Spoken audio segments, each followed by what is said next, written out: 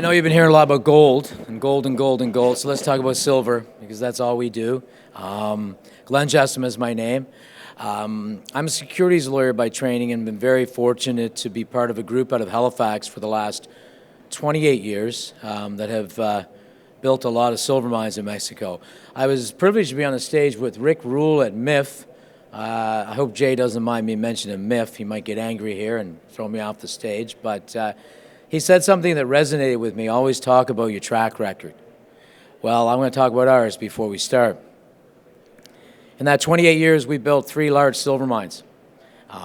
2 of those subsequently we sold to majors. We developed 2 more projects to permit that went to majors, the last one 4 years ago to Agnico. We have 2 companies active in Mexico now, both build ready, and I'm going to tell you about the El Tigre project, and in less than 7 years, we've got it shovel ready, and it'll be the next great silver mine in Mexico in a world that needs a lot of silver. We've been finding mines in Mexico in the way they're always found. There's no new discovery. You don't fly over in planes and see something. Mexico is extensively explored. Most deposits daylight. Everything that we've built, everything that most have built were old Spanish head frames or American head frames, full stop. And that's what this project was. It's in Sonora. It's the #1 mining state. We're 100 kilometers from the U.S. border. Big land package, 30,000 hectares. That really doesn't matter because you have to focus on as small an area as you can to get to the point where you can build a mine with enough ounces. We did that. This was an old American mine, 100 million silver equivalent ounces came out of it from 1908 to 1930. That's that tiny little area you see right here. 3-4 kilometers around that mine is all we've done. That's all we've drilled. We've got 10 kilometers of the same structure, as you'll see here, going each way. That old mine produced that 100 million silver equivalent ounces at 2.5 kilos. Can you imagine? In a 100-ton-per-day mill over 22 years. They dropped their tools when silver was 10 cents after the Great Depression and went home. Their cutoff grade was 1.2 kilos. Had to have it. So in 2017, I bought a little public company and took the asset, delisted that company, and popped it in here, and we got to work. It's been a lot of work. So another thing that Rick Rule said is separate the wheat from the chaff. He said there's 3,000 juniors, 300 of them really have value. I think 5% of them ever become a mine. Well, that's who we are. So, and I can say that. Some smart people agree with us. To get to here, I needed $150 million in the last 6 years, 7 years. There was a tough government in Mexico. You might have heard of them, AMLO. Didn't make it easy. But we raised that money. And I will tell you who gave us the last $100 million in all bought deal financings, led by all the biggest banks in Toronto and in the United States. I think that list's important. Right there. Franklin owns 9.9. Sprott, Merck, Van Eck, all 5. Joe Foster was the mountain with me in May. First time into Mexico to look at something out of New York in 10 years.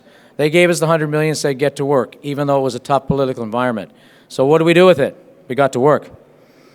I'm going to have to go fast because there's a lot to share, but I think the thing I should do is explain exactly what El Tigre is and the business plan you can get from one slide. I showed you this. 120,000 meters, spent that money. The old-timers took 100. Just in that little area, we've delivered 213 million silver equivalent ounces. That was the updated MRE in November. 100 million in the pit, 100 million underground. Hold those thoughts. We'll get to that in the next 10, 20 years. That's usually what these projects take to drill up. But right now, enough to build a mine.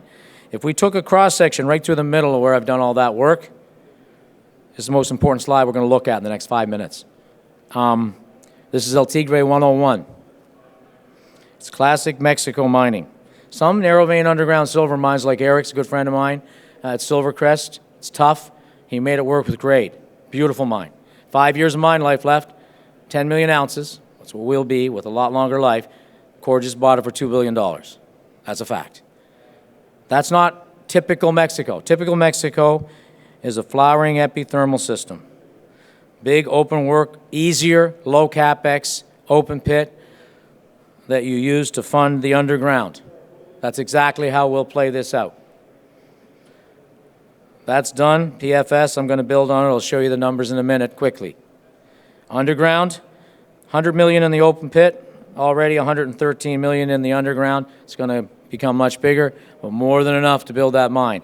First economic test for the underground you're going to see in April will be a PEA for the 800 ton per day mill that I'm already permitted for underground that's already on the mountain. We'll talk a little bit about that because I'm back underground drilling that. High-grade drill results will be back out in February.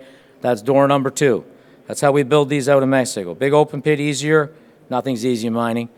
Low capex, high profit, fund the underground. Let's talk quickly about what we put out in November. This is why open pits in Mexico have to be there or the mining industry doesn't work. And we will have open pit permits before the first half of this year is out. Remember I said that. I've been saying that for a long time. That being said, on a study at $21.50, we're pretty conservative, and $26, I'll show you a spot in a minute. That's what I like to look at. This, only the pit, not the underground, drove a 222 million NPV, 2-year payback, IRR of 40%. 86 million capex, that's the magic. Find one that's a lower capex that drives these kind of values.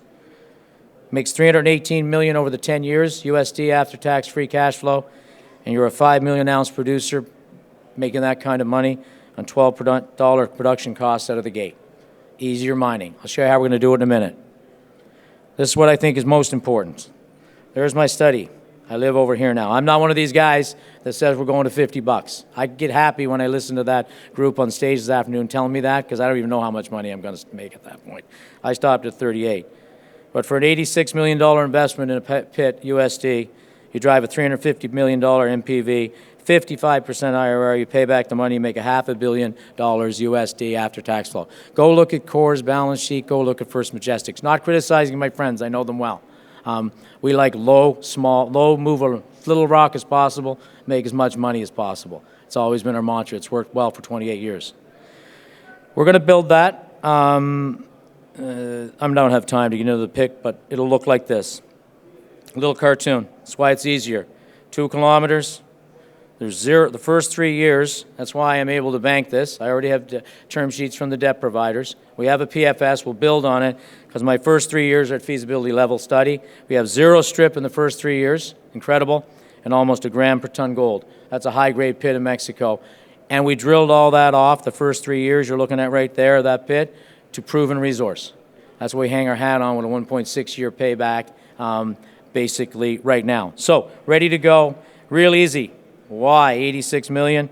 Blast it, truck it, grind it to 3/8, no agglomeration, convey it to the leach pad, hit it with cyanide, put it through a Merrill-Crowe, and you got a doré bar. That's why open pit mining is never going away in Mexico, because mining goes away in Mexico if it goes away. Copper, lithium, concrete, and precious metals, except for a few small underground mines of narrow vein. So, that's door number 1. We're going to do that. Next year, if I'm not in production, you get to scream at me when I come back. So write it down. Everything we've said in the last 3 years we've been here, we've done. Now, I got a minute left. That's door number 1. We got to get back to work. So when this came out in November, you got to get ready to go. So immediately we go back and say, okay, need a PEA. Plan will be, get my permit amendment this year, 18 months to build it. Let's say end of 2026. I'm free cash flow and 50 million USD. I have to get the money and all those things. Leave that to me. What am I going to do with the money? I'm not going to pay a dividend. I will. What I'm going to do is use that cash flow to build the underground mine. So I have to be ready. So we've been working in the background on this. All the metallurgy's done. It's going to be a flotation. It's going to be 2 cons. That PEA comes by, my guys told me June, but I'm going to tell you April. So we'll see what happens. So in order to do that, I got to get back drilling. All of our drilling was from surface. We're miners, so we basically about a year ago decided I want to drill not 600-meter holes, I want 150, 200-meter holes into the vein, the sulfide zone and the shale we've discovered. So we got underground, and this just started in November. Commercial opening, 5x5. We drove half kilometer into the old mine, the Tigre mine. And really, that's going to be, we need to do it. That'll be where all that ore comes out by 2027. It'll take us a year to build the underground once we finish the open pit. That's the guess. Underground will be 4 to 5 million, high-grade ounces.